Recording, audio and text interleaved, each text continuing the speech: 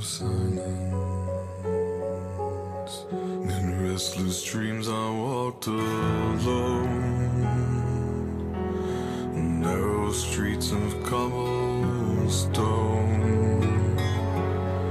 Neath the halo of a street lamp, I turned my collar to the cold and damp.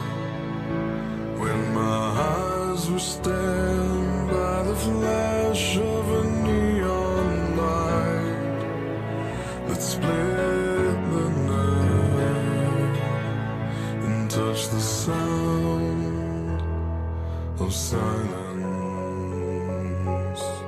And in the naked light I saw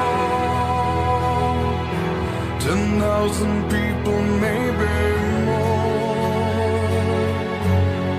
People talking without speaking, people hearing without listening, people writing songs and voices never shared, and no one dared disturb the sound of silence.